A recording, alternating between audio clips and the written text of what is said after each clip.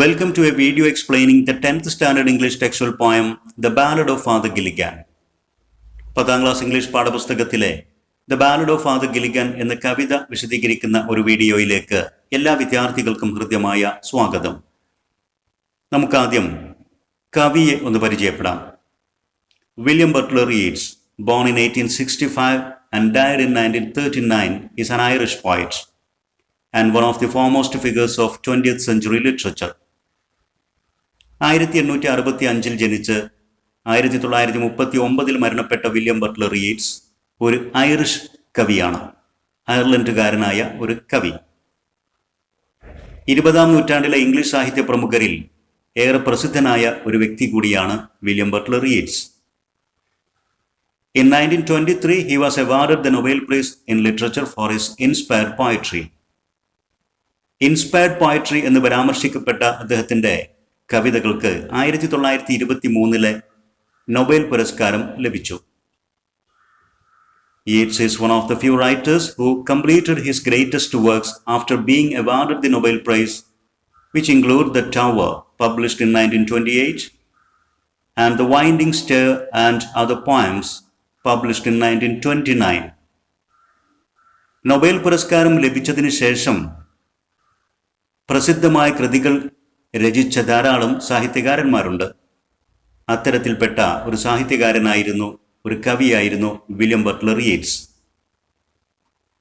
അദ്ദേഹത്തിൻ്റെ പ്രസിദ്ധമായ കൃതികൾ പുറത്തു വന്നത് അദ്ദേഹത്തിന് നൊബേൽ പുരസ്കാരം ലഭിച്ചതിന് ശേഷമാണ്. അങ്ങനെയുള്ള പ്രസിദ്ധമായ ഏതാനും കൃതികളാണ് ദ ടവർ. 1928 ആ കൃതി പ്രസിദ്ധീകരിച്ചത്. അതുപോലെ തന്നെ 1929 പ്രസിദ്ധീകരിച്ച the winding stair and other poems. The title of this poem is The Ballad of Father Gilligan. What's a ballad? How is this poem a ballad? ഈ കവിതയുടെ title the ballad of Father Gilligan എന്നാണ്. എന്താണ് ഒരു ballad? എങ്ങനെയാണ് ഈ കവിത ഒരു ballad ആകുന്നത്? A ballad is A class of poems, A sort of narrative songs. Ballad എന്നുള്ളത് കവിതകളിലെ ഒരു ഇനമാണ്, കഥ പറയുന്ന തരത്തിലുള്ള ഒരു ഗാനം അല്ലെങ്കിൽ കവിത. Which narrate a tragic or heroic story based on a central heroic incident. ഏതെങ്കിലും തരത്തിലുള്ള ദുരന്ത കഥയോ അല്ലെങ്കിൽ വീരഗാഥയോ ഒക്കെ വിശദീകരിക്കുന്ന തരത്തിലുള്ള കവിത. In English tradition, ballads are composed in quatrains, that is 4-line stanzas with a rhyme scheme of A, B, C, B. English ട്രഡീഷനിൽ, ഇംഗ്ലീഷ് പാരമ്പര്യത്തിൽ രചിക്കപ്പെടുന്ന ബാലഡുകൾ മിക്കപ്പോഴും ക്വാട്രെയിനുകളിലായിരിക്കും രചിക്കപ്പെടുന്നത്. ക്വാട്രെയിൻ എന്ന് പറഞ്ഞാൽ 4 വരി സ്റ്റാൻസുകൾ. ഇത്തരം കവിതകളുടെ സ്റ്റാൻസുകളിൽ 4 വരികളായിരിക്കും ഓരോ സ്റ്റാൻസയിലും ഉൾപ്പെടുന്നത്. അതോടൊപ്പം തന്നെ കൂടുതലും A, B, C, B എന്ന റൈം സ്കീമോട് കൂടിയാണ് ഇത്തരം കവിതകൾ രചിക്കപ്പെടുന്നത്. അപ്പോൾ വിദ്യാർത്ഥികൾ ശ്രദ്ധിക്കേണ്ടത് എന്താണ് ഒരു ബാലഡ് എന്നതിൻ്റെ പ്രത്യേകത. ബാലഡ് എന്നുള്ളത് ഒരു ആഖ്യാന കവിത, കഥ പറയുന്ന കവിതയായിരിക്കും. അതിൽ ദുരന്ത കഥകളോ ദുഃഖകഥകളോ അല്ലെങ്കിൽ വീരകഥകളോ ഒക്കെ ആയിരിക്കും പറയുന്നത്. അതോടൊപ്പം തന്നെ മിക്കപ്പോഴും ഇംഗ്ലീഷ് സാഹിത്യത്തിൽ ബാലഡ് രൂപങ്ങൾ, ഇംഗ്ലീഷ് ട്രഡീഷനിലുള്ള ബാലഡുകളിൽ 4 വരി സ്റ്റാൻസുകളും മഹാഭൂരിഭാഗത്തിലും A, B, C, B പോലുള്ള റൈം സ്കീമുകളൊക്കെ ആയിരിക്കും ഉണ്ടായിരിക്കുന്നത്. ഇനി how is this poem A ballad? ഈ കവിത എങ്ങനെയാണ് ഒരു ബാലഡ് ആകുന്നത്? The poem, The Ballad of Father Gilligan, is a typical ballad with all its features. നാം വിശദീകരിച്ച ഒരു ബാലഡിൻ്റെ എല്ലാ പ്രത്യേകതകളും ഉൾക്കൊള്ളുന്ന ഒരു കവിതയാണ് The Ballad of Father Gilligan. It tells the tragic story of an old priest and his parishioners. ആ കവിതയിൽ ഒരു വൃദ്ധ പുരോഹിതൻ്റെ ദുരന്ത കഥകൾ, അദ്ദേഹത്തിൻ്റെ പ്രയാസം നിറഞ്ഞ കഥകൾ പറയുന്നു. അതോടൊപ്പം ആ പുരോഹിതൻ്റെ പാരിഷ്നേഴ്സ്, അദ്ദേഹത്തിൻ്റെ ഇടവകയിലെ ജനങ്ങളുടെ കഷ്ടപ്പാടിൻ്റെ കഥയുമാണ് പറയുന്നത്. The poem is comprised of 12 quatrains. ഈ കവിതയിൽ 12 സ്റ്റാൻസുകളാണുള്ളത്. ക്വാട്രെയിൻ സ്റ്റാൻസുകൾ അഥവാ 4 വരി സ്റ്റാൻസുകൾ, 12 സ്റ്റാൻസുകൾ അടങ്ങിയിട്ടുണ്ട്. Composed in simple lines, maintaining the rhyme scheme of ABCB. വളരെ ലളിതമായിട്ടുള്ള വരികളിൽ ABCB എന്ന റൈം സ്കീം നിലനിർത്തിക്കൊണ്ടാണ് ഈ കവിത രചിക്കപ്പെട്ടിരിക്കുന്നത്. അതുകൊണ്ട് ക്വാട്രെയിൻ സ്റ്റാൻസുകളുണ്ട്, ABCB റൈം സ്കീമുണ്ട്, ഒരു കഥ പറയുന്നുമുണ്ട്. The tragic story of an old priest and his parishioners. അതിനാൽ The Ballad of Father Gilligan എന്നുള്ള ഈ കവിത ഒരു ടിപ്പിക്കൽ ബാലഡ് കവിതയാണെന്ന് പറയാൻ സാധിക്കും. The themes of the poem. The poem deals with the themes of the pity and piety of an old priest, Peter Gilligan, the death and miseries of his parishioners due to an epidemic, and the limitless love and mercy of God. ഈ കവിതയുടെ ആശയങ്ങളായിട്ട് വരുന്നത് Peter ഗില്ലിഗാൻ എന്ന ഒരു വൃദ്ധ പുരോഹിതന്റെ പിറ്റി, അദ്ദേഹത്തിന്റെ കരുണ, and piety, ദൈവഭക്തി. The death and miseries of his parishioners due to an epidemic. അദ്ദേഹത്തിന്റെ പാരിഷണേഴ്സ്, ഇടവക ജനങ്ങൾക്കിടയിൽ പകർച്ചവ്യാധി മൂലമുണ്ടാകുന്ന മിസറീസ്, ദുരിതങ്ങൾ, ആൻഡ് ഡെത്ത്, മരണം. And the limitless love and mercy of God. ദൈവത്തിന്റെ പരിധിയില്ലാത്ത സ്നേഹവും കാരുണ്യവും. ഇതൊക്കെയാണ് ഈ കവിതയുടെ ആശയങ്ങളായിട്ട് വരുന്നത്. Summary of the story of the poem. ഈ കവിതയിൽ പരാമർശിക്കുന്ന കഥയുടെ സമറി, ചുരുക്കരൂപം ഇതാണ്. Half of priest Peter Gilligan's parishioners have already died and many of them are now in sick bed due to an epidemic. ഒരു പകർച്ചവ്യാധി കാരണം പീറ്റർ ഗില്ലിഗാൻ എന്ന പുരോഹിതന്റെ പാരിഷണേഴ്സ്, ഇടവക ജനങ്ങളിൽ പകുതി പേരും ഇതിനകം മരണപ്പെട്ടു കഴിഞ്ഞു. ധാരാളം ആളുകൾ ഇപ്പോൾ അവരുടെ സിക്ക് bed, മരണശയ്യയിലുമാണ്. The old priest Peter Gilligan has a restless life, engaging in their last moment and funeral services. തൻ്റെ ജനങ്ങളുടെ അന്ത്യകർമ്മങ്ങളിൽ പങ്കെടുത്തും മരണാനന്തര പ്രവൃത്തികളിൽ ഏർപ്പെട്ടും വൃദ്ധനായ ആ പുരോഹിതൻ വളരെയധികം ക്ഷീണിതനാണ്. Being extremely tired, once he fell asleep while in prayer and failed to attend a sick man's last rites. വളരെയധികം ക്ഷീണിതനായിക്കൊണ്ട് ഒരു ദിവസം പ്രാർത്ഥനയിലിരിക്കെ അദ്ദേഹം ഉറങ്ങിപ്പോയി.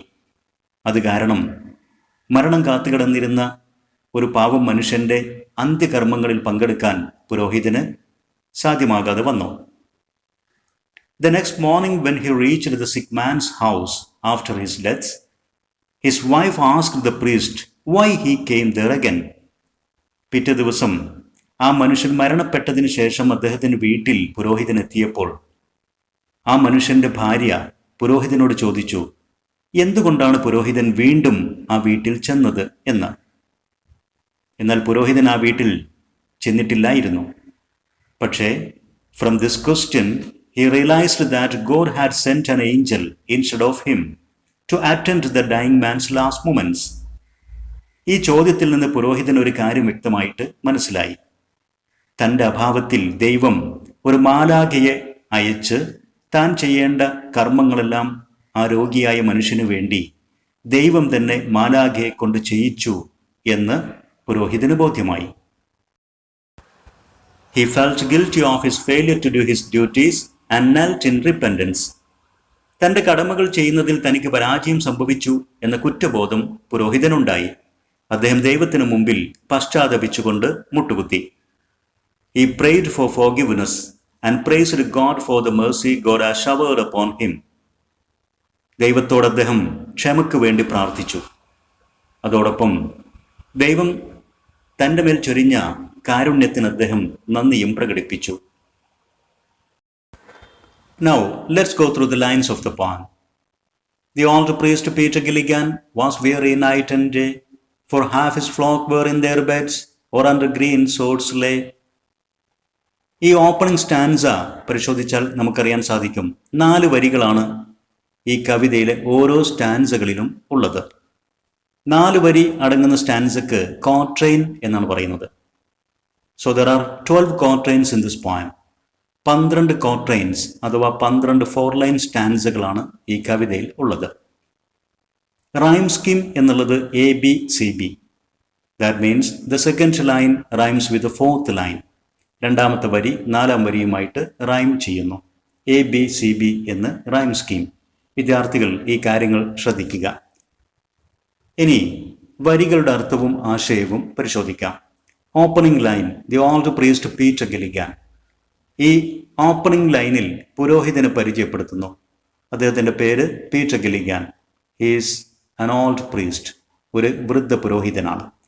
അദ്ദേഹം പീറ്റർ ഗില്ലിഗാൻ വാസ് വിയറി. അദ്ദേഹം വളരെ ടയേർഡാണ്. Weary means tired. Night and day, രാവും പകലും. എന്തുകൊണ്ടാണ് അദ്ദേഹം ടയേർഡായിരിക്കുന്നത്? For because half his flock were in their beds. അദ്ദേഹത്തിൻ്റെ ജനങ്ങളിൽ പകുതി പേരും ബെഡ്സ്, അവരുടെ സിക്ക് ബെഡ്സ്, രോഗശയ്യയിലാണ്. പുരോഹിതൻ്റെ ജനങ്ങൾ, പാരിഷ്, അദ്ദേഹത്തിൻ്റെ കീഴിലുള്ള സ്ഥലം, അദ്ദേഹത്തിൻ്റെ ഇടവക, അതിലെ ജനങ്ങൾക്കാണ് പാരിഷ്നേഴ്സ്, ഇടവക ജനങ്ങൾ എന്ന് പറയുക. അത് തന്നെയാണ് ഇവിടെ ഫ്ലോക്ക് എന്ന പദം കൊണ്ടും അർത്ഥമാക്കുന്നത്. അദ്ദേഹത്തിൻ്റെ ജനങ്ങൾ. Flock here the people in the parish, ഇടവകയിലെ ജനങ്ങൾ. നമുക്കറിയാം ഫ്ലോക്ക് എന്നുള്ള പദം a group of birds, a group of animals എന്നൊക്കെ അർത്ഥത്തിൽ ഉപയോഗിക്കുന്നതാണ്. എ ഫ്ലോക്ക് ഓഫ് ഷീപ്പ്, ആട്ടിൻപറ്റം. പുരോഹിതൻ, പ്രീസ്റ്റ് എന്നുള്ളത് ഒരു ഇടയനാണ്. അദ്ദേഹത്തിൻ്റെ ജനങ്ങൾ ഒരു ഫ്ലോക്കാണ്, ആട്ടിൻപറ്റമാണ്. ഒരു ക്രിസ്തീയ ഭാഷാ ശൈലിയാണിത്. അത് തന്നെയാണ് ഇവിടെയും ഉപയോഗിച്ചിരിക്കുന്നത്. അദ്ദേഹത്തിൻ്റെ ജനങ്ങളിൽ പകുതി പേർ ഇപ്പോൾ രോഗശയ്യയിലാണ്. ഓർ അണ്ടർ ഗ്രീൻ സോഡ്സ് ലേ, അല്ലെങ്കിൽ പകുതി പേർ ഇതിനകം പുൽത്തകിടിക്ക് താഴെ കിടന്നു എന്ന് വെച്ചാൽ അവർ മരിച്ചുപോയി എന്നർത്ഥം. ഗ്രീൻ സോഡ്സ് എന്ന് പറഞ്ഞാൽ പച്ച പുൽത്തകിടി. Sod, grassy surface of the ground. Turf, lay, കിടന്നു. പുൽത്തകിടിക്ക് താഴെ കിടന്നു എന്ന് പറഞ്ഞാൽ അവരുടെ ഗ്രേവ്, കുഴിമാടത്തിൽ അവർ അന്ത്യവിശ്രമം കൊള്ളുന്നു, മരിച്ചു കിടക്കുന്നു എന്നർത്ഥം. ചുരുക്കത്തിൽ പീറ്റർ ഗില്ലിഗാൻ എന്ന പുരോഹിതൻ വളരെ ക്ഷീണിതനാണ്. കാരണം അദ്ദേഹത്തിൻ്റെ ഇടവകയിൽ ഒരു എപ്പിഡമിക്, ഒരു പകർച്ചവ്യാധി പിടിപെട്ട് അദ്ദേഹത്തിൻ്റെ പാരിഷ്നേഴ്സ്, അദ്ദേഹത്തിൻ്റെ ജനങ്ങളിൽ പകുതി പേർ ഇതിനകം മരിച്ച് കുഴിമാടത്തിൽ അടക്കപ്പെട്ടു. പകുതിയോളം പേർ മരണം കാത്ത് രോഗശയ്യയിൽ കിടക്കുന്നു. The old priest Peter Gilligan was tired of the services he had to give his parishioners day and night. Half his flock or parishioners were either in sick bed or had died എന്നർത്ഥം. Once while he nodded in a chair, ഒരിക്കൽ അദ്ദേഹം കസേരയിൽ ഇരുന്ന് ഉറക്കം തൂങ്ങിയപ്പോൾ, at the moth hour of the eve, വൈകുന്നേരം സന്ധ്യാസമയം, വിളക്ക് പാറ്റകൾ വന്നണഞ്ഞ ആ നേരത്ത് എന്ന് വെച്ചാൽ ഒരു വൈകുന്നേരം അദ്ദേഹത്തിൻ്റെ കസേരയിൽ ഇരുന്ന് ഉറക്കം തൂങ്ങിയപ്പോൾ, ക്ഷീണിതനായിട്ട് ഉറങ്ങിപ്പോയപ്പോൾ, another poor man sent for him, മറ്റൊരു പാവപ്പെട്ട മനുഷ്യന് വേണ്ടി ആളെ പറഞ്ഞയക്കപ്പെട്ടു. എന്ന് വെച്ചാൽ ഒരാൾ മരണം അടുത്ത് എത്തിയ അവസ്ഥയിലുണ്ട്. അദ്ദേഹത്തിൻ്റെ അന്ത്യപ്രാർത്ഥനകൾക്ക് വേണ്ടി പുരോഹിതൻ ചെല്ലണമെന്ന് ആവശ്യപ്പെട്ടുകൊണ്ട് ഒരാളെ പറഞ്ഞയച്ചു. And he began to grieve. ഈ സന്ദർഭത്തിൽ പുരോഹിതൻ വളരെയധികം ദുഃഖം പ്രകടിപ്പിച്ചു. അദ്ദേഹത്തിൻ്റെ മനസ്സിലുള്ള വിഷമവും ദുഃഖവും ഒരു പരാതി പോലെ അദ്ദേഹം അങ്ങ് പ്രകടിപ്പിച്ചു പോയി. നോഡഡ് എന്നുള്ള പദത്തിനർത്ഥം move to head up and down, ഉറക്കം തൂങ്ങിക്കൊണ്ട് തല മുകളിലോട്ടും താഴോട്ടുമൊക്കെ ചലിപ്പിക്കുക. Moth hour of the eve എന്ന് പറഞ്ഞാൽ ഈവനിങ്. മോത്ത്സ് എന്ന് പറഞ്ഞാൽ വിളക്ക് പാറ്റകൾ, ഈയാൻ പാറ്റകൾ. അപ്പോൾ സന്ധ്യാസമയത്തെ വിളക്ക് പാറ്റകൾ അണയുന്ന നേരം സന്ധ്യാസമയം എന്നർത്ഥം. ഗ്രീവ് മീൻസ് എക്സ്പ്രസ് സോറോ, ദുഃഖം പ്രകടിപ്പിക്കുക. ഫീൽ ഗ്രീഫ്, ദുഃഖം തോന്നുക എന്നൊക്കെ അർത്ഥം. ഈ സെക്കൻഡ് സ്റ്റാൻസയുടെ അർത്ഥം ഇതാണ്. One evening, that is at sunset time, സന്ധ്യാസമയത്ത് വൈകുന്നേരം. While he was in sleep sitting in his chair, കസേരയിലിരുന്ന് അദ്ദേഹം ഉറങ്ങുമ്പോൾ, പുരോഹിതൻ ഉറക്കം തൂങ്ങിയപ്പോൾ, a messenger came to take him for a dying man, മരിക്കാൻ പോകുന്ന ഒരാൾക്ക് വേണ്ടി ഈ പുരോഹിതനെ കൂട്ടിക്കൊണ്ടുപോകാൻ ഒരു മെസ്സഞ്ചർ വന്നു. The priest expressed his grief, ആ സന്ദർഭത്തിൽ പുരോഹിതൻ തൻ്റെ ദുഃഖം പ്രകടിപ്പിച്ചു. I have no rest, no joy, no peace, for people die and die. And after cried he, God forgive, my body spake not I. പുരോഹിതൻ തന്റെ ദുഃഖം പ്രകടിപ്പിച്ചു എന്ന് പറയുന്നത് ഒരു പരാതിപ്പെടുന്നത് പോലെയായിപ്പോയി. അദ്ദേഹം പറഞ്ഞത്, ഐ ഹാവ് നോ റെസ്റ്റ്, എനിക്ക് ഒരു റെസ്റ്റുമില്ല, നോർ ജോയ്, ഒരു സന്തോഷവുമില്ല, നോർ പീസ്, സമാധാനവുമില്ല, for people die and die, കാരണം എൻ്റെ ജനങ്ങൾ മരിച്ചുകൊണ്ടേയിരിക്കുന്നു. ഡൈ ആൻഡ് ഡൈ 2 പ്രാവശ്യം ആവർത്തിച്ചത് മരണം തുടരെ തുടരെ സംഭവിച്ചുകൊണ്ടിരിക്കുന്നു. ഇതൊരു പരാതിപ്പെടുന്നത് പോലെ പറഞ്ഞുപോയി. അടുത്ത നിമിഷം തന്നെ ആ തെറ്റ് പുരോഹിതന് ഫാദർ ഗിലിഗന് ബോധ്യപ്പെട്ടു. ആൻഡ് ആഫ്റ്റർ ക്രൈഡ് ഹി, ഉടൻ അദ്ദേഹം ഉറക്കെ വിലപിച്ചു പറഞ്ഞു, ഗോഡ് ഫോർഗിവ്, ദൈവമേ എന്നോട് ക്ഷമിക്കുക, my body spake not I, എൻ്റെ ഈ തളർന്ന ഈ ക്ഷീണിച്ച ശരീരമാണ് അങ്ങനെ പറഞ്ഞു പോയത്, ഞാനല്ല, ഞാൻ ബോധപൂർവം പറഞ്ഞതല്ല. സ്പേക്ക് എന്ന പദത്തിനർത്ഥം സ്പോക്ക് എന്നാണ്, പറഞ്ഞു എന്നർത്ഥം. അപ്പോൾ ഞാൻ അറിയാതെ പറഞ്ഞു പോയതാണ്, ദൈവമേ എന്നോട് ക്ഷമിക്ക് എന്ന് അദ്ദേഹം പെട്ടെന്ന് ക്ഷമാപണം നടത്തുകയും ചെയ്തു. ഈ സ്റ്റാൻസയുടെ അർത്ഥം ഇതാണ്: the priest lamented in a complaining voice. ഒരു പരാതിപ്പെടുന്ന സ്വരത്തിലായിരുന്നു ഫാദർ ഗിലിഗാൻ, പുരോഹിതൻ ലാമെന്റഡ്, വിലപിച്ചത്. That he had no rest, no joy and no peace. തനിക്ക് റെസ്റ്റില്ല, സന്തോഷമില്ല, സമാധാനമില്ല. As to many of his people died, തൻ്റെ ജനങ്ങളിൽ ധാരാളം മരിച്ചുകൊണ്ടിരിക്കുന്നു എന്ന് അദ്ദേഹം പരാതിപ്പെടുന്നത് പോലെ പറഞ്ഞുപോയി. Immediately he realised his mistake, പെട്ടെന്ന് തൻ്റെ തെറ്റ് അദ്ദേഹത്തിന് ബോധ്യപ്പെടുകയും and prayed to God for forgiveness, ക്ഷമയ്ക്ക് വേണ്ടി ദൈവത്തോട് പ്രാർത്ഥിക്കുകയും ചെയ്തു. Saying that his tired body complained not his mind, തൻ്റെ ബോധ മനസ്സല്ല പരാതിപ്പെട്ടത്, തൻ്റെ ക്ഷീണിച്ച ശരീരമാണ് അങ്ങനെ പറഞ്ഞു പോയത് എന്ന് പറഞ്ഞുകൊണ്ടാണ് ദൈവത്തോട് ക്ഷമാപണം നടത്തിയത്. Next stanza. He knelt and leaning on the chair, he prayed and fell asleep. And the moth hour went from the fields, and stars began to peep. ദൈവത്തോട് ക്ഷമയ്ക്ക് വേണ്ടി പ്രാർത്ഥിച്ചു. എന്നിട്ട് അദ്ദേഹം ദൈവത്തിന് മുമ്പിൽ മുട്ടുകുത്തി. And leaning on the chair, ആ കസേരയിലേക്ക് ചാഞ്ഞുകൊണ്ട്. അദ്ദേഹത്തിന് ശരിക്കും നിവർന്നു നിൽക്കാൻ, മുട്ടുകുത്തി സപ്പോർട്ടില്ലാതെ നിൽക്കാൻ പോലും കഴിയുന്നില്ല. അദ്ദേഹത്തിൻ്റെ ശരീരം വളരെ ടയേർഡാണ്. തൻ്റെ കസേരയിലേക്ക് ചാഞ്ഞുകൊണ്ടാണ് അദ്ദേഹം ദൈവത്തിന് മുമ്പിൽ നെൽറ്റ്, മുട്ടുകുത്തിയത്. എന്നിട്ട് ഹി പ്രേയ്ഡ്, ദൈവത്തോട് പ്രാർത്ഥിച്ചു. ആൻഡ് ഫെൽ അസ്ലീപ്, ആ പ്രാർത്ഥനയിൽ അദ്ദേഹം ഉറങ്ങിപ്പോയി. And the moth hour went from the fields, ആ സന്ധ്യാസമയത്ത് വന്ന വിളക്ക് പാറ്റുകളൊക്കെ രംഗം വിട്ടു. എന്ന് വെച്ചാൽ കുറച്ച് സമയം കഴിഞ്ഞപ്പോൾ, സന്ധ്യാസമയം കഴിഞ്ഞ് പിന്നെ രാത്രി, ഇരുട്ട് കൂടുതലായി, രാത്രി വളർന്നു. വൈകിയപ്പോൾ വിളക്ക് പാറ്റുകൾ പോലും പോയി. And stars began to peep, ആകാശത്ത് നക്ഷത്രങ്ങളെല്ലാം തന്നെ എത്തി നോക്കാൻ തുടങ്ങി. നക്ഷത്രങ്ങൾ പ്രത്യക്ഷപ്പെട്ടു, രാത്രി വളർന്നു എന്നർത്ഥം. ഈ സ്റ്റാൻസയുടെ മീനിങ് ഇതാണ്: he knelt leaning on the chair and fell asleep in prayer. തൻ്റെ കസേരയിലേക്ക് ചാഞ്ഞുകൊണ്ട് തറയിൽ മുട്ടുകുത്തി അദ്ദേഹം പ്രാർത്ഥനയിൽ മുഴുകി. ആ പ്രാർത്ഥനയിൽ അദ്ദേഹം ഉറങ്ങിപ്പോയി. The evening moths went away, വൈകുന്നേരം വന്ന വിളക്ക് പാറ്റുകളെല്ലാം പോയി കഴിഞ്ഞു. നൈറ്റ് കെയിം, രാത്രി വന്നു. And stars appeared in the sky, ആകാശത്ത് നക്ഷത്രങ്ങളൊക്കെ പ്രത്യക്ഷപ്പെട്ടു. ഇവിടെ ശ്രദ്ധിക്കേണ്ടത്, സ്പേക്ക് എന്നുള്ള പദം നാം നേരത്തെ മനസ്സിലാക്കിയതാണ്. സ്പീക്ക് എന്നതിൻ്റെ പാസ്റ്റ് ടെൻസ് എന്ന അർത്ഥത്തിൽ ഇവിടെ ഉപയോഗിച്ചിരിക്കുന്നു സ്പോക്ക്. ലീനിങ് എന്ന് പറഞ്ഞാൽ ബെൻഡിങ് ദ ബോഡി, ശരീരം വളച്ചുകൊണ്ട്, എന്ന് വെച്ചാൽ ചാഞ്ഞുകൊണ്ട്, കുനിഞ്ഞുകൊണ്ട് എന്നൊക്കെ അർത്ഥം. Peep, peep means look secretly, എത്തി നോക്കുക, പാളി നോക്കുക എന്നാണ് അതിൻ്റെ മലയാള അർത്ഥം.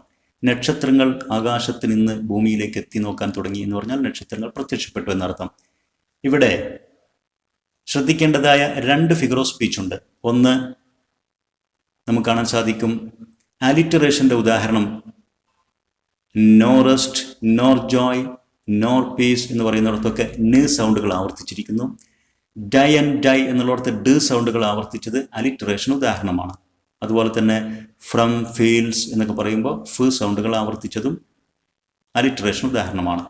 പിന്നെ സ്റ്റാർസ് പീപ്പ്, മനുഷ്യൻ എത്തി നോക്കുന്നത് പോലെ, മനുഷ്യൻ പാളി നോക്കുന്നത് പോലെ നോക്കുക. നക്ഷത്രങ്ങൾ എന്ന് പറയുന്നത് ഒരു പേഴ്സോണിഫിക്കേഷന് ഉദാഹരണമാണ്. മനുഷ്യന്റെ പ്രവൃത്തി ചെയ്യുന്നു എന്നുള്ളതും വിദ്യാർത്ഥികൾ ശ്രദ്ധിക്കുക.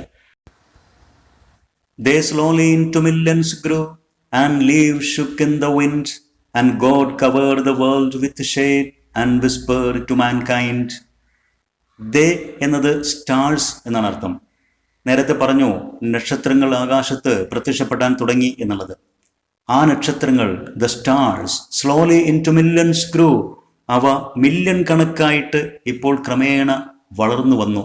ആകാശത്ത് മില്യൺസ് ഓഫ് സ്റ്റാർസ് ഇപ്പോൾ പ്രത്യക്ഷപ്പെട്ടു തുടങ്ങി ക്രമേണ. And leaves shook in the wind, രാത്രി നിശബ്ദമായ ഈ രാത്രിയിൽ ഇളം കാറ്റിൽ ഇലകൾ ഇളകിയാടി. ഇപ്പോൾ നേർത്ത കാറ്റിൻ്റെ ശബ്ദം മാത്രമുള്ളൂ, ആ കാറ്റിൽ ഇലകളാടുന്ന ശബ്ദവും മാത്രം. And God covered the world with shade, ഇരുട്ടിൻ്റെ പുതപ്പുകൊണ്ട് ദൈവം ലോകത്തെ മൂടി. ആൻഡ് വിസ്പേർഡ് ടു മാൻകൈൻഡ്, ഉറക്കിലേക്ക് പോകുന്ന മനുഷ്യന്റെ കാതുകളിൽ നേർത്ത കാറ്റിൻ്റെയും ഇലകളുടെയും ശബ്ദം തരാട്ടുപാട്ട് പോലെ മന്ത്രിച്ചു കൊടുത്തു. ദൈവം ശാന്തിയും സമാധാനവും നിറഞ്ഞ ഇരുട്ട് രാത്രി മനുഷ്യൻ ഉറങ്ങാൻ പാകത്തിൽ ഒരുക്കിക്കൊടുത്തു എന്നർത്ഥം. The number of stars increased in to millions, ആകാശത്തുള്ള നക്ഷത്രങ്ങളുടെ എണ്ണം ഇപ്പോൾ മില്യൺസ് ആയിട്ട് വളർന്നിരിക്കുന്നു. Leaves shook in the wind, ഇളം കാറ്റിൽ ഇലകൾ ആടിയിളകി. God covered the world with darkness, ഇരുട്ടുകൊണ്ട് ലോകത്തെ ദൈവം പുതച്ചു മൂടി. And whispered soft sound in to the ears of mankind, മനുഷ്യരാശിയുടെ കാതുകളിലേക്ക് നേർത്ത ശബ്ദം ദൈവം മന്ത്രിച്ചു. താരാട്ടുപാട്ടുപോലെ അവരെ ഉറക്കിലേക്ക് നയിച്ചു. ഇവിടെ ഈ വരികൾക്ക് this has a symbolic reference to the love and care of a mother to her baby. ഒരമ്മയ്ക്ക് തൻ്റെ കൊച്ചു കുഞ്ഞിനോടുണ്ടാകുന്ന സ്നേഹവും കരുതലും ഇവിടെ മനുഷ്യരോട് ദൈവത്തിനുണ്ട് എന്നുള്ള ഒരു റെഫറൻസ്, ഒരു സിംബോളിക് റെഫറൻസ് ഈ വരികളിൽ നമുക്ക് കാണാൻ സാധിക്കും. Like a mother sends her baby in to sleep, ഒരു അമ്മ തൻ്റെ കുഞ്ഞിനെ ഉറക്കിലേക്ക് നയിക്കുന്നത് പോലെ. എങ്ങനെയാണ്? Covering it in a blanket, ഒരു പുതപ്പിൽ മൂടിക്കൊണ്ട്. And singing a cradle song, ഒരു താരാട്ടുപാട്ട് പാടിക്കൊണ്ട് പുതപ്പിട്ട് മൂടിക്കൊണ്ട് ഒരു കുഞ്ഞിനെ അമ്മ ഉറക്കിലേക്ക് നയിക്കുന്നത് പോലെ. God sends people in to sleep, ദൈവം മനുഷ്യരെ ഉറക്കിലേക്ക് നയിച്ചു. ഗ്രോ എന്നുള്ളത് പാസ്റ്റ് ഓഫ് ഗ്രോ എന്നതിൻ്റെ പാസ്റ്റ് ടെൻസ് ആണ്. വളർന്നു, എണ്ണം വലുതായി എന്നൊക്കെ അർത്ഥം. ഷുക്ക് എന്നുള്ളത് പാസ്റ്റ് ടെൻസ് ഓഫ് ഷെയ്ക്ക് എന്നതിൻ്റെ പാസ്റ്റ് ടെൻസ് ആണ്. മൂവ്ഡ്, വൈബ്രേറ്റഡ്, ചലിച്ചു, ഇളകി എന്നൊക്കെ അർത്ഥം. ഇനി മറ്റൊന്ന് ഈ സ്റ്റാൻസയിൽ ശ്രദ്ധിക്കേണ്ടത്, ഇവിടെ കാണാൻ സാധിക്കും, റെഡിൽ മാർക്ക് ചെയ്തിരിക്കുന്നു, 3 വരികൾ ഒരേപോലെ ആൻഡ് എന്നീ പദങ്ങൾ കൊണ്ട് തുടങ്ങിയിരിക്കുന്നു. ഇങ്ങനെ ഒരേ പദങ്ങൾ അല്ലെങ്കിൽ ഫ്രേസുകൾ വരികളുടെ തുടക്കത്തിൽ ഇങ്ങനെ ആവർത്തിച്ചു വരുന്നതിനാണ് അനഫോറ എന്ന് പറയുന്നത്. ഇതൊരു ഫിഗർ ഓഫ് സ്പീച്ചാണ്. The repetition of the same word or phrase at the beginning of successive lines, തുടരെയുള്ള വരികളുടെ തുടക്കത്തിൽ ആവർത്തിക്കുന്ന ഒരുപോലുള്ള പദങ്ങൾ അല്ലെങ്കിൽ ഫ്രേസുകൾ. അപ്പോൾ ഈ സ്റ്റാൻസയിൽ അനഫോറ എന്ന പോയറ്റിക് ഡിവൈസിന് ഒരു ഉദാഹരണം കൂടെ ഉണ്ട് എന്ന് വിദ്യാർത്ഥികൾ ശ്രദ്ധിക്കുക. Upon the time of sparrow chirp, when the moths came once more, the old priest Peter Gilligan stood upright on the floor. Upon the time of sparrow chirp, at the time of sunrise, സൂര്യോദയ സമയത്ത്, Don, പ്രഭാത സമയത്ത് പക്ഷികൾ കലപില ശബ്ദമുണ്ടാക്കുന്ന ആ ശബ്ദം കേട്ടുകൊണ്ടാണ്. മാത്രമല്ല when the moths came once more, ഒരിക്കൽ കൂടെ വിളക്ക് പാറ്റുകൾ വന്നണഞ്ഞ സമയത്ത്. വിളക്ക് പാറ്റുകൾ സന്ധ്യാസമയത്തും പുലർക്കാലത്തുമാണ് വരുന്നത്. പുലർക്കാലത്ത് ഒരിക്കൽ കൂടെ വിളക്ക് പാറ്റുകൾ വന്നണഞ്ഞ ആ നേരത്ത് the old priest Peter Gilligan, നമ്മുടെ വൃദ്ധ പുരോഹിതൻ Peter Gilligan, stood upright on the floor, തറയിൽ എഴുന്നേറ്റു നിന്നു. ഇതുവരെ അദ്ദേഹം ഉറക്കിൽ കസേരയിൽ ചാഞ്ഞുകൊണ്ട് പ്രാർത്ഥനയിൽ മുഴുകി ഉറങ്ങിപ്പോയ അതേ അവസ്ഥയിൽ ഉറങ്ങുകയായിരുന്നു. ഇപ്പോൾ സ്പാരോ ചിർപ്പ്, പക്ഷികളുടെ കലവില ശബ്ദം കേട്ടുകൊണ്ട്. സ്പാരോ എന്ന് പറഞ്ഞാൽ കുരുവി എന്നാണ് അർത്ഥം. ഇവിടെ പക്ഷികൾ എന്ന അർത്ഥത്തിലേക്ക് അവയുടെ കലപില ശബ്ദം, ചിർപ്പ് ശബ്ദം കേട്ടുകൊണ്ട് വിളക്ക് പാറ്റുകൾ ഒരിക്കൽ കൂടെ വന്നണഞ്ഞ ആ പ്രഭാതത്തിൽ അദ്ദേഹം ഇപ്പോഴാണ് ഉണർന്നത്. ഉണർന്ന ഉടനെ അദ്ദേഹം സ്റ്റുഡ് അപ്രൈറ്റ്, നേരെ നിവർന്നു നിന്നു, തറയിൽ എഴുന്നേറ്റ് നിന്നു. The old priest Peter Gilligan wakes up from his sleep only at sunrise, when the birds chirp and the moths come again. പക്ഷികൾ കലപില കൂട്ടി ശബ്ദമുണ്ടാക്കി വിളക്കുപാറ്റുകൾ ഒരിക്കൽ കൂടെ വന്നണഞ്ഞ ആ സൺറൈസ്, സൂര്യോദയ സമയത്താണ് പീറ്റർ ഗിലിഗാൻ ഉറക്കിൽ നിന്ന് ഉണർന്നത്. He stood upright on the floor, തറയിൽ അദ്ദേഹം എഴുന്നേറ്റ് നിന്നു. As if ready to rush out, പുറത്തേക്ക് കുതിച്ച് ഓടിപ്പോകാൻ എന്ന രൂപത്തിൽ. എന്ന് വെച്ചാൽ ഒരു പാവം രോഗിയുടെ അന്ത്യനിമിഷങ്ങളിൽ പങ്കെടുക്കാൻ, അദ്ദേഹത്തിന് വേണ്ടി പ്രാർത്ഥനാ ശുശ്രൂഷകളിൽ പങ്കെടുക്കാൻ പുരോഹിതൻ പോയിരുന്നില്ല. അദ്ദേഹം ഉറങ്ങിപ്പോയി. ഇപ്പോഴാണ് അതിനെക്കുറിച്ച് ഓർത്തത്. അദ്ദേഹം കുറ്റബോധത്തോടെ എഴുന്നേറ്റ് നിന്ന് ആ വീട്ടിലേക്ക് ഓടാനുള്ള തയ്യാറെടുപ്പിൽ എന്ന രൂപത്തിലാണ് പെട്ടെന്ന് തറയിൽ എഴുന്നേറ്റ് നിന്നത്. എന്നിട്ട് മാവ്രോൺ മാവ്രോൺ, the man has died while I slept in the chair. പുരോഹിതൻ തൻ്റെ വിഷമം പ്രകടിപ്പിച്ചു. മാവ്രോൺ മാവ്രോൺ, അലാസ് അലാസ്, കഷ്ടം. മാവ്രോൺ എന്നുള്ളത് ഐറിഷ് ലാംഗ്വേജിലെ ഒരു പദമാണ്. അലാസ്, കഷ്ടം എന്നൊക്കെ അർത്ഥം വരുന്ന ഒരു ഇൻ്റർജെക്ഷൻ, നമ്മുടെ വികാരം പ്രകടിപ്പിക്കുന്ന ഒരു പദം. പുരോഹിതൻ പറയുന്നു, ദ മാൻ ഹാസ് ഡൈഡ്, ആ മനുഷ്യൻ മരിച്ചിരിക്കും. While I slept in the chair, ഞാനിവിടെ കസേരയിൽ ഉറങ്ങിയ സമയത്ത്. അദ്ദേഹത്തിന് കുറ്റബോധം അദ്ദേഹം പറഞ്ഞു. എന്നിട്ട് he roused his horse out of it sleep, തൻ്റെ കുതിരയെ ഉറക്കിൽ നിന്ന് അദ്ദേഹം ഉണർത്തി. And rode with little care, എന്നിട്ട് അല്പം പോലും ശ്രദ്ധയില്ലാതെ വളരെ വേഗം കുതിരയെ ഓടിച്ച് ആ വീട്ടിലേക്ക് പോയി. He realised his mistake and cried out Mavrone Mavrone. പുരോഹിതന് തൻ്റെ മിസ്റ്റേക്ക് ബോധ്യമായി, തൻ്റെ തെറ്റ് ബോധ്യമായി. എന്നിട്ട് അദ്ദേഹം ദുഃഖം പ്രകടിപ്പിച്ചു, അദ്ദേഹം വിലപിച്ചു, മാവ്രോൺ മാവ്രോൺ എന്നുരുട്ടിക്കൊണ്ട്. The sick man might have died, ആ രോഗി മരിച്ചിരിക്കാം. And the priest did not attend his last moments, പുരോഹിതൻ ആ രോഗിയുടെ അന്ത്യനിമിഷങ്ങളിൽ പങ്കെടുത്തില്ലല്ലോ. Soon he roused his sleeping horse, തൻ്റെ ഉറങ്ങുന്ന കുതിരയെ അദ്ദേഹം റൗസ്ഡ്, അവേക്കൻഡ്, ഉണർത്തി എന്നർത്ഥം. And rode carelessly towards the sick man's house, ആ രോഗിയുടെ വീടിന് നേരെ ലക്ഷ്യമാക്കി കെയർലെസ്ലി, അല്പം പോലും ശ്രദ്ധയില്ലാതെ വളരെ വേഗം കുതിരയെ ഓടിച്ചുപോയി. He rode now as he never rode, by rocky lane and fen. The sick man's wife opened the door. Father, you come again. He rode now as he never rode. പുരോഹിതൻ തൻ്റെ കുതിര സവാരി ചെയ്തു പോയി, മുമ്പൊരിക്കലും താൻ സവാരി ചെയ്തിട്ടില്ലാത്ത വിധം വേഗത്തിലും അപകടത്തിലും. ഏതിലൂടെയൊക്കെയാണ് അദ്ദേഹം കുതിരയെ ഓടിച്ചു പോയത്?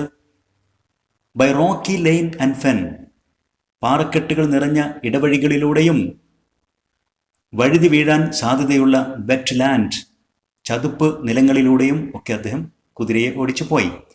റോഡ് എന്ന് പറഞ്ഞാൽ റൈഡ് എന്നതിൻ്റെ പാസ്റ്റ് ടെൻസ് ആണ്, കുതിര സവാരി ചെയ്തു എന്നർത്ഥം.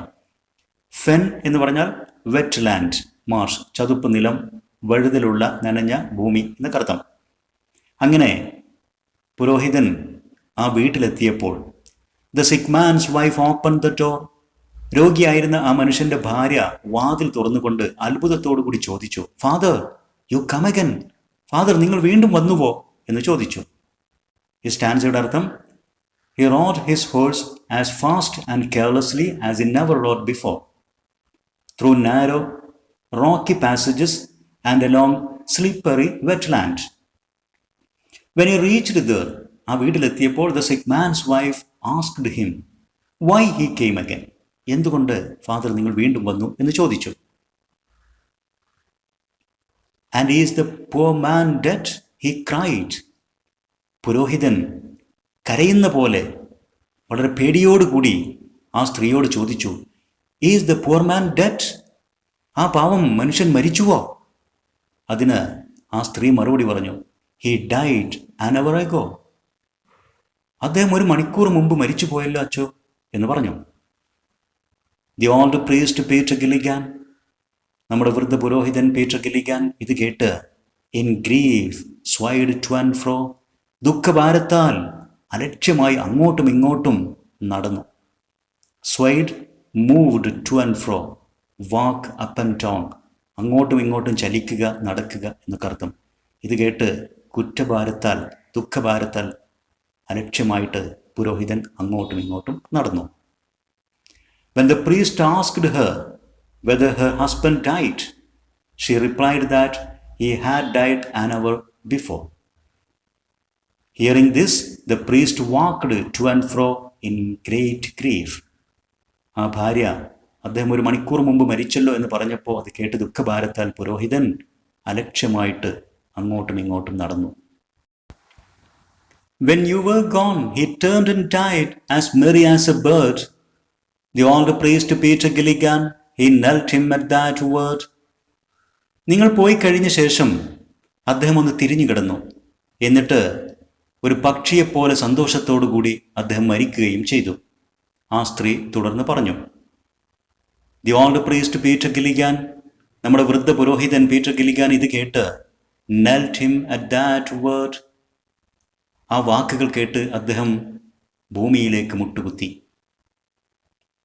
She continued and said that when the priest left, പുരോഹിതൻ പോയി കഴിഞ്ഞപ്പോൾ her husband died as merry as a bird. അവരുടെ ഭർത്താവ് ഒരു പക്ഷിയെപ്പോലെ സന്തോഷത്തോടുകൂടി മരിച്ചു. Hearing her words, the priest knelt in prayer and praised the God. ആ സ്ത്രീയുടെ വാക്കുകൾ കേട്ട് പുരോഹിതൻ പ്രാർത്ഥനയിൽ മുട്ടുകുത്തി ദൈവത്തെ സ്തുതിച്ചു. ഇവിടെ എന്താണ് സംഭവിച്ചത് എന്നുള്ളത് പുരോഹിതൻ പറയുന്നുണ്ട്. നമുക്കറിയാം, the priest was sleeping in his house. പുരോഹിതൻ സത്യത്തിൽ അദ്ദേഹത്തിൻ്റെ വീട്ടിൽ ഉറങ്ങുകയായിരുന്നു. And he did not attend to the dying മാൻ.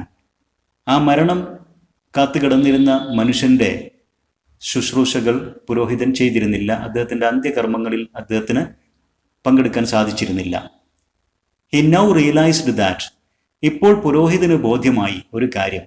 എന്താണ് സംഭവിച്ചത് എന്നുള്ളത് അടുത്ത സ്റ്റാൻസയിൽ പറയുന്നുണ്ട്.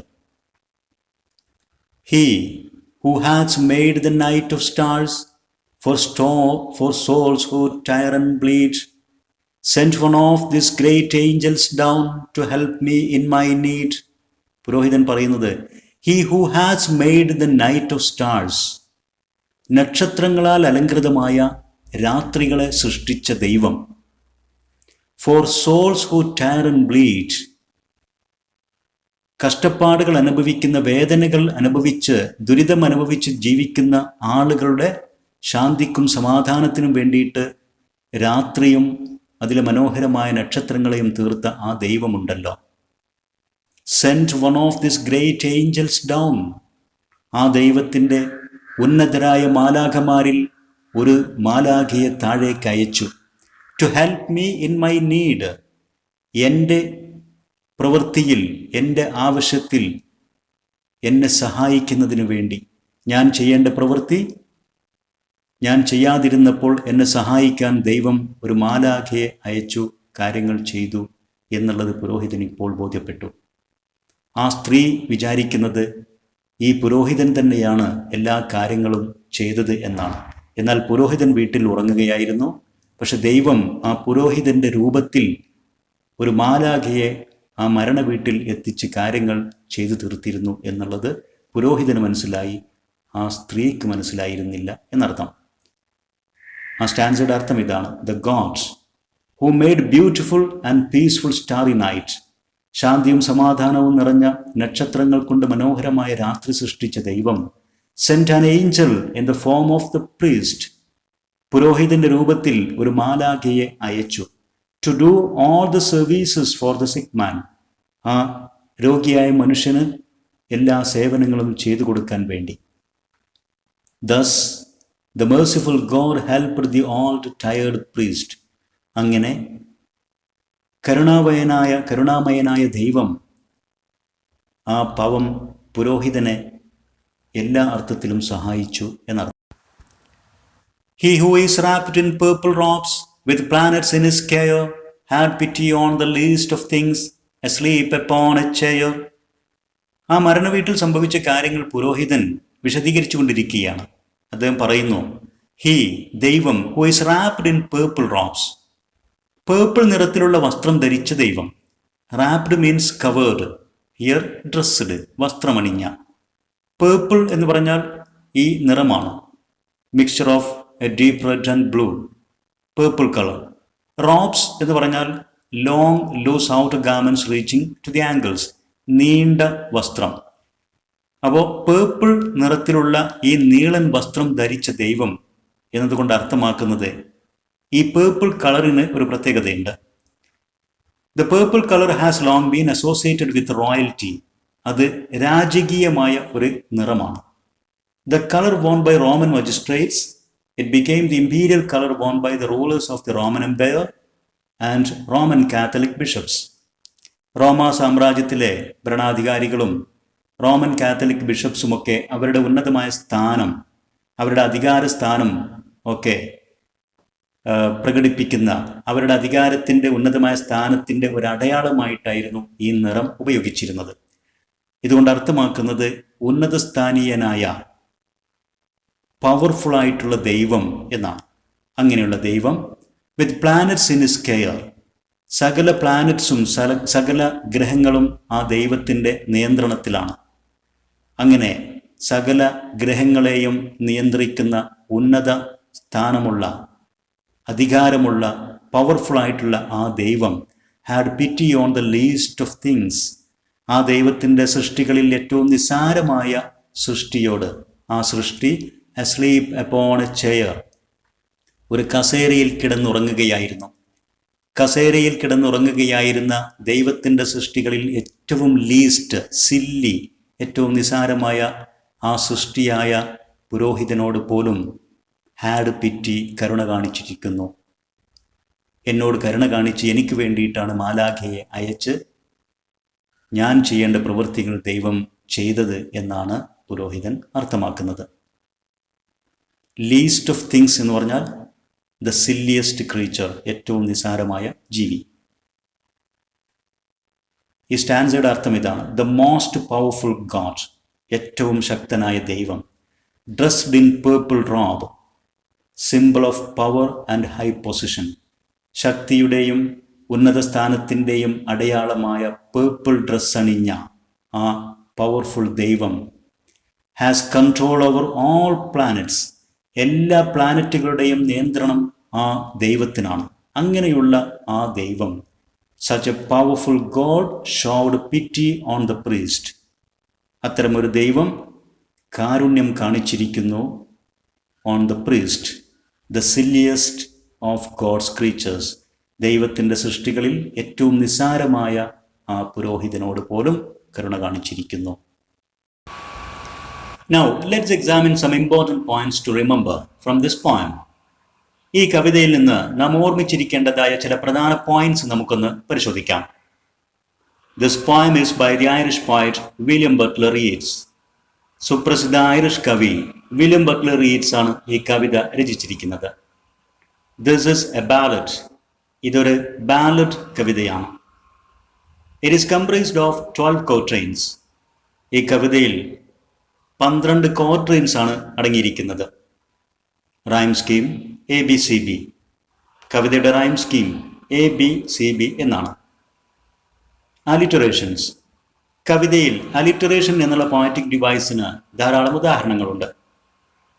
Priest Peter, for half his folk, no rest, no joy, no peace, die and die, from the fields, world which, mavrone mavrone the man, me in my. ഇവയിലെല്ലാം alliterations കാണാവുന്നതാണ്.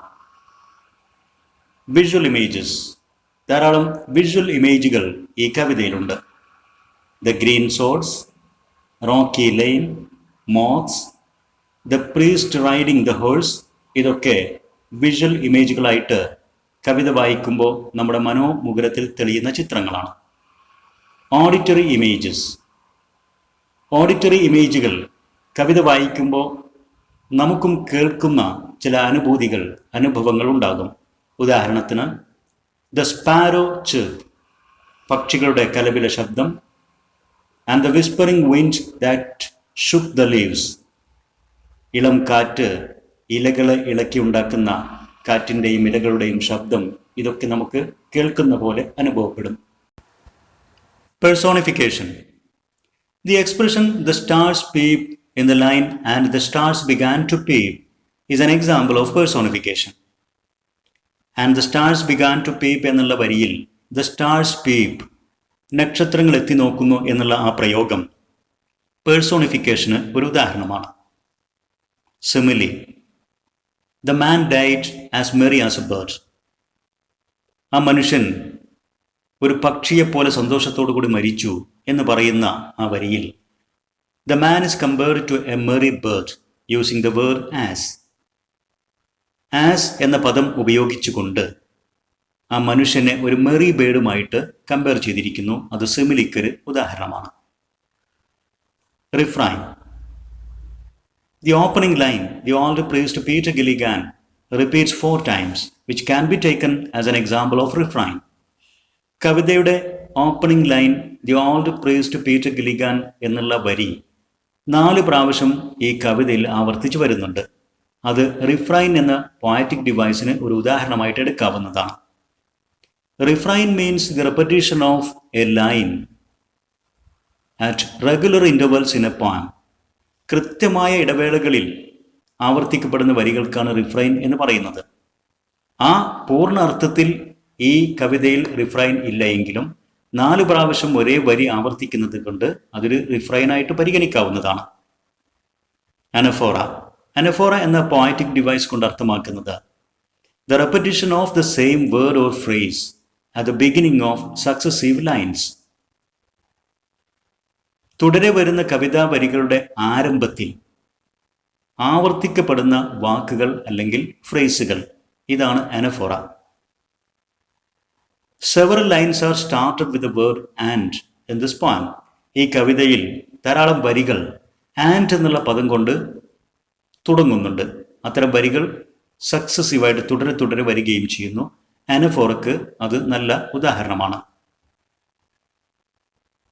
The lines and God covered the world with shade and whispered to mankind make a symbolic allusion to the motherly care and concern of God towards his creatures. കവിതയിലെ 2 വരികളാണ്. And God covered the world with shade. ദൈവം ഇരുട്ടുകൊണ്ട് ലോകത്തെ പുതച്ചു മൂടി. And whispered to mankind, എന്നിട്ട് മനുഷ്യരുടെ കാതുകളിലേക്ക് മന്ത്രിച്ചു എന്നർത്ഥം വരുന്ന ഈ വരികൾക്ക് ഒരു സിംബോളിക് അലൂഷൻ, അതൊരു പ്രതീകമാണ്. To the motherly care and concern of God towards his creatures. ഒരമ്മയുടെ സ്നേഹവും പരിലാളനയും ദൈവത്തിൻ്റെ സൃഷ്ടികളോടുണ്ട് എന്നതിലേക്ക്. ഒരമ്മ തൻ്റെ കുട്ടിയെ പുതപ്പുകൊണ്ട് മൂടി താരാട്ടുപാട്ട് പാടി ഉറക്കുന്നത് പോലെയാണ് ദൈവം മനുഷ്യനെ ഇരുട്ടിൻ്റെ പുതപ്പുകൊണ്ട് മൂടി ഇളം കാറ്റിൻ്റെയും ഇലകളുടെയും ശബ്ദം കൊണ്ട് താരാട്ടുപാട്ട് പാടി ഉറക്കുന്നു എന്നുള്ള ഈ വരികൾ. ഇതോടെ the ballad of father Gilligan എന്നുള്ള ഈ കവിത വളരെ വിശദമായിട്ട് നാം വിശദീകരിച്ച് പൂർത്തീകരിച്ചു. നാം ഇവിടെ വിശദീകരിച്ച കാര്യങ്ങൾ വിദ്യാർത്ഥികൾക്ക് കൃത്യമായിട്ട് മനസ്സിലായിരിക്കുമെന്ന് വിശ്വസിക്കുന്നു. നിങ്ങളുടെ അഭിപ്രായങ്ങളും നിർദ്ദേശങ്ങളും സംശയങ്ങളും കമൻറ്റ് ചെയ്യുക. English Edusport edu video YouTube channel subscribe ചെയ്യുക. നിങ്ങൾക്ക് ഉപകാരപ്പെട്ട വീഡിയോസ് നിങ്ങളുടെ സുഹൃത്തുക്കളുമായി ഷെയർ ചെയ്യുക. Thanks for watching.